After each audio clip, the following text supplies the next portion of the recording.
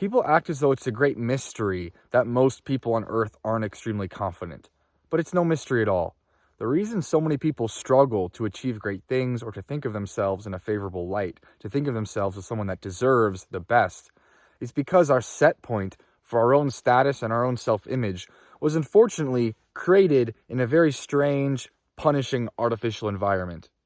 Public school. And in public school, most people were not popular. Most people were not rewarded for the things that they said, the clothes that they wore, the things that they believed. Most people were punished mightily for expressing themselves. Most people did not succeed in dating. Most people felt humiliated or left out a large portion of the time. And so when we act as though we don't know why we're struggling so much to have a healthy self-image, it's because for the probably critical years of our development of our self-image, we might have been at the bottom of that pecking order. And that means that from then on, if we have more friends than we had in high school, we feel like we're doing pretty well. If we feel subjectively like we have more resources, money, than we did back then, we feel like we're doing pretty okay. If we fall under that bar, we feel terrible. If we maintain at that bar, we feel as though we're stagnated. So basically what this means is that we need to move on from that set point, and it takes a lot of effort to do so, because you're going to have to reflect on who you were and what your failings were, why people rejected you, why people didn't like you, or why you succeeded. And if you've fallen from your success as a much younger person, why that is. What about your personality is no longer so effective in the broader world that is not your little school and your little town? It's not fun to revisit times when we were bullied, when we sat at the back of the class and were afraid to raise our hand because of people laughing at us if we said the wrong thing or the right thing. And that's another trick, is that we might have been punished for being smart, for being funny in our special way, for being well-dressed in a way that the people at our school weren't really ready to handle. And so in a very perverse way, we were punished for showing our best self, for showing off our greatest potential. And if you don't have that gene of just not caring, of being okay with being left out, of being okay with people whispering in the hallways about what you're wearing, if you don't have that, you're probably never going to get it. You are never going to have that confidence to push forward and do something new. You're going to toe the line because you don't want to go back to those times when you were left out and couldn't find success in dating and weren't invited to parties and didn't have a good time. And we will do anything to get out from under that shadow that was created in high school. For most people, this is entirely the case. By the time we're 17, that set point is formed, and everything in our life is about not falling underneath that set point of status and resources. So if you're not confident, if you don't think you're funny, it's because people didn't laugh at your jokes in high school. If you don't think that you deserve to have a great dating life, to find a great partner, it's because you were rejected by the opposite gender in high school. And I don't think our society really looks back on just how brutal those years are.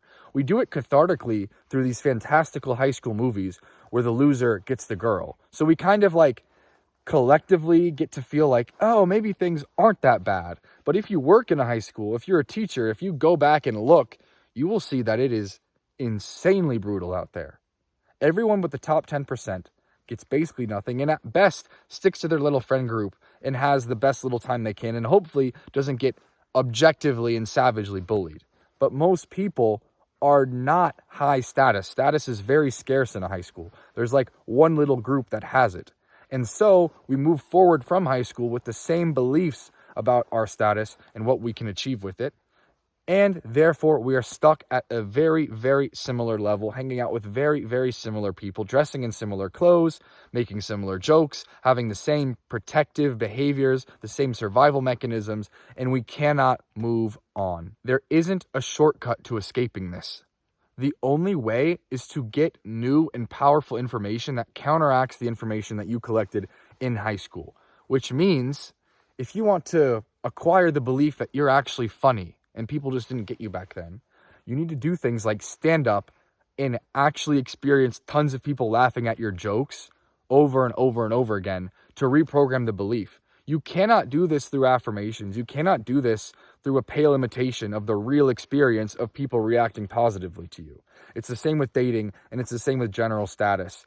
You need to experience embodying yourself as someone that people like, as someone that can have upright and confident body language, as someone who can take up space, as someone who's not scared of people that are physically larger than you. This could mean martial arts in that case. You need to go in environments where you can deprogram. I don't know if I want to call it trauma, because it's so universal, you can't call it trauma or be meaningless. Just the way that we are sorted into a status hierarchy as young kids in this Lord of the Flies situation in public school. So through martial arts, you can reprogram your physical confidence. Through stand-up comedy, you could program your confidence about charisma. Through looking at yourself and making sure that you are looking as good as you possibly can through a style, through a haircut, through proper fitness, you can reprogram your self-image by getting positive feedback, by people looking at you, people appreciating how you look. It's not going to happen just through these internal mind games. And if it did, many, many more people would be able to escape their set points, but they don't. It's very, very rare that people truly go from feeling like they're a loser and maybe externally being a loser in high school to then making a ton of money, winning in life, and also ditching the inner belief that they're a loser. And that's the trick of not then acting from that loser frame for the rest of their lives. This is a ton of hard work, and I would ask yourself before embarking on this journey if it's really worth it to you. Do you feel like you are trapped at a certain set point of status that you don't want to be at anymore? For some people, it's not strictly necessary. For some people, high school was fine. They had good friends. People liked them. Maybe they weren't the most popular person, but they certainly had a pretty good group. Like, they had enough to carry them through adult life, enough to give them the life that they want. But it's shocking how many people don't have that. Many, many people found high school completely torturous, and it pushed their set point down so low. It told them that they were total losers, completely worthless. The girls humiliated them and laughed at them when they asked them out. The guys physically assaulted them and bullied them throughout 4 years. I'm talking to those people that need to escape that, and they need to do the hard work step by step. This is like a 2-3 year project, maybe even more. But I don't exaggerate when I say this could save your life. Because if you're too low and you stay low, if you are friendless, if you are humiliated by other people, and you just stay there, afraid to express yourself, never winning in social situations, not making new friends, and then suddenly you're 25 and you're still a friendless loser, still being humiliated by other people, that story ends very, very sadly most of the time. If that person doesn't break out of that status set point, they're doomed. It's very sad, very scary. So, reprogram yourself. Accept who you were, accept who you are now, see to the degree to which you are stuck, and have those deprogramming experiences of people laughing with you, of people appreciating you, of people maybe being scared of you. Not that you should revenge yourself, but seeing that other people are now like hoping to not, like that you're and then physically seeing that maybe you can be the intimidating person. And of course, you shouldn't menace other people and take some kind of sick revenge, which a lot of people sadly do as they break out of this set point and feel angry at how they were treated in high school. But you can then have a very healing feeling of like, wow, now I'm the strong person. I'm the intimidating person. But guess what? I'm being a good person about it. I'm not intimidating anyone. Imagine how healing that would be. Do that. That's all.